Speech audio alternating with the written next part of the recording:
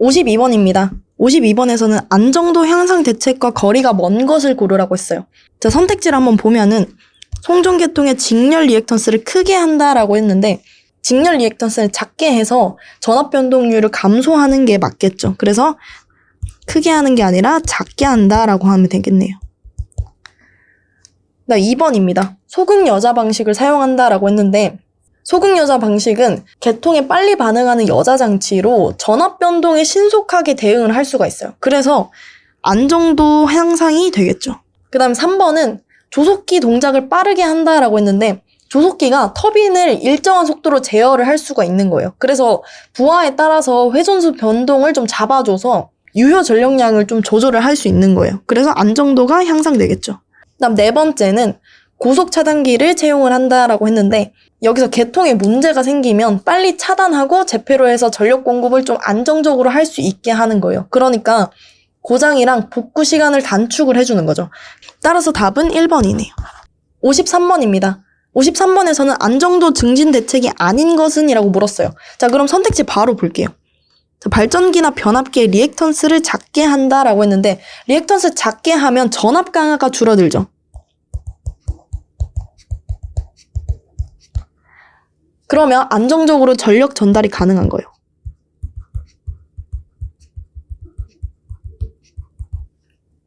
자, 2번은 선로의 회전수를 감소시킨다라고 했는데 감소시키는 게 아니라 증가를 시켜야 우리 계통이 연계가 돼서 안정적으로 전력을 전달할 수가 있겠죠. 그래서 이건 틀린 선택지네요. 다음 3번은 중간 조상 방식을 채용한다라고 했는데 이제 선로 중간에 조상 설비를 설치를 해서 전압 강화에 대해서 보상을 해주는 거예요. 그러니까 전압 강화가 줄어들겠죠. 그럼 똑같이 전력 전달이 잘 되는 겁니다. 다음 4번은 고속도 재폐로 방식을 채용한다라고 했는데 여기서 계통에 문제가 생기면 빨리 차단하고 빨리 복구해야 안정적으로 전력이 전달될 수 있으니까 이것도 맞는 선택지네요. 따라서 답은 2번입니다. 54번입니다. 54번에서 재폐로 방식을 사용하는 목적을 물었어요.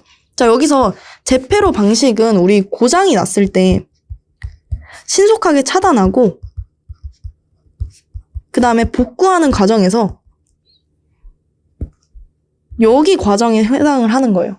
고장에서 복구까지 시간을 단축시키기 위해서 쓰는 게 재폐로 방식인데 요걸 쓰게 되면 우리 안정도가 좀 좋아지겠죠. 따라서 요 목적은 2번 안정도 증진이네요. 55번입니다. 55번에서는 리클로저와 함께 설치되어야 하는 장치는? 이라고 물었어요. 자, 리클로저 나오면 바로 섹셔널라이저 나와야겠죠. 그래서 답은 4번이네요. 56번입니다. 56번에서는 리클로저랑 섹셔널라이저랑 라인 퓨즈 요 세 가지의 배열을 물었어요. 자, 요거 순서는 리클로저, 섹셔널라이저, 퓨즈 요렇게 쓰면 되겠죠. 그래서 답은 4번이네요. 57번입니다. 57번에서 개폐서지의 이상전압을 감소할 목적으로 설치하는 것은? 이라고 물었어요. 자, 개폐서지는 열고 닫을 때 발생하는 이상전압인데 요거 감소하기 위해서는 개폐 저항기가 필요하겠죠. 따라서 답은 4번이네요. 58번입니다. 58번에서 내부 이상전압의 크기가 가장 컸을 때? 라고 물었어요. 자, 여기서 이론에서 배운 내용은 무부하 선로 충전 전류였죠.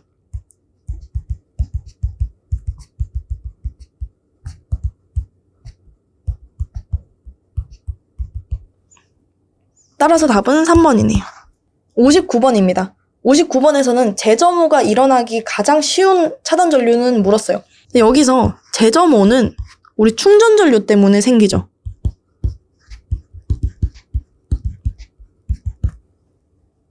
근데 우리 충전 전류는 진상 전류이기 때문에 답은 3번이네요. 60번입니다. 60번에서는 투과파 전압을 구하라고 했어요. 투과파 전압을 구하려면 우리 공식이 하나 있었죠. 투과파는 Z1 플러스 Z2분의 2Z2 곱하기 2원이었죠.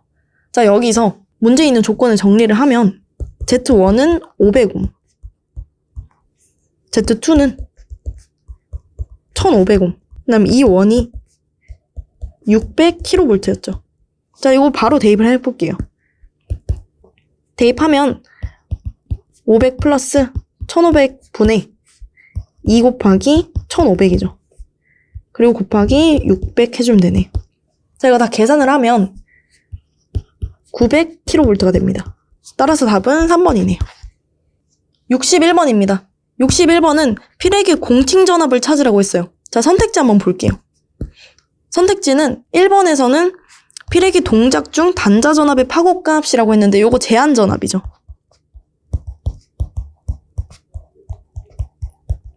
그 다음 두 번째, 필에게 상용주파 허용 단자전압이라고 했는데 이거 공칭전압이죠.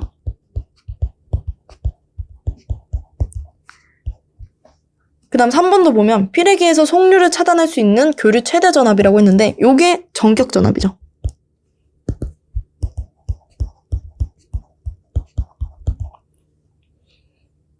그 다음 4번은 필에게의 충격 전압 인가 시 방전을 개시하는 전압이라고 했는데 4번은 충격 방전 개시 전압이죠.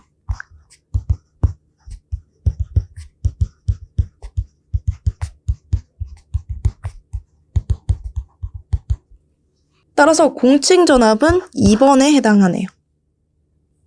62번입니다. 62번에서 충격 방전 개시 전압은 무엇으로 표시하는가 라고 하는데 여기서 충격파의 최대값이겠죠.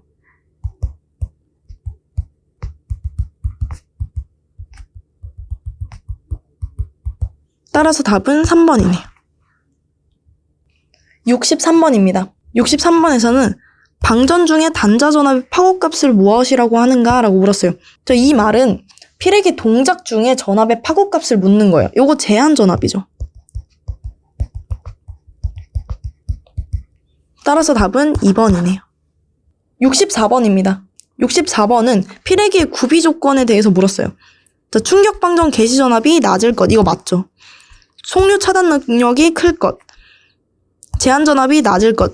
근데 여기서 상용주파 방전 개시 전압이 낮을 것이라고 했는데 낮은 게 아니라 높은 거겠죠. 따라서 답은 1번이네요. 65번입니다. 65번에서 직경례에 대한 방호 설비로 가장 적당한 것은? 이라고 물었어요. 자, 직경례는 우리 가공지선으로 막을 수가 있겠죠. 따라서 답은 2번이네요. 66번입니다. 66번에서는 가공지선을 설치하는 목적에 대해서 물었어요. 자, 가공지선 설치하는 목적은 직경례에 대한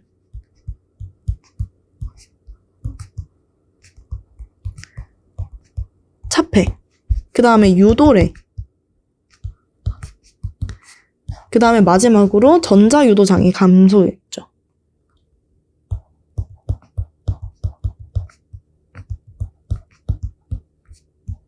따라서 선택지를 한번 보면 자, 뇌의 직격을 받을 경우 송전선 보호, 뇌의 직격을 받는다는 게 직경례죠. 그래서 이거 맞네요. 그 다음 유도례에 대한 송전선의 고전이 반지, 이것도 맞고 통신선에 대한 전자유도 장애 경감, 이것도 맞는데 철탑의 접지저항 경감 요거는 우리 매설지선이겠죠. 따라서 답은 4번이네요. 67번입니다. 67번에서는 가공지선에 대한 설명으로 옳은 것을 고르라고 했어요.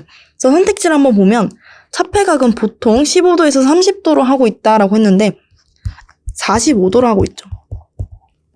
그 다음 차폐각이 클수록 벼락에 대한 차폐 효과가 크다라고 했는데 차폐각이 클수록 차폐 효과가 작아지죠. 그 다음 세 번째, 가공지선을 2선으로 하면 차폐각이 적어진다. 요건 맞겠죠. 그 다음 마지막 4번은 가공지선으로는 연동선을 주로 사용한다라고 했는데 연동선이 아니라 ACSR을 사용하죠. 따라서 답은 3번이네요. 68번입니다. 68번에서 매설지선을 설치하는 목적에 대해서 물었어요. 매설지선은 우리 철탑의 역섬락을 방지하기 위해서예요.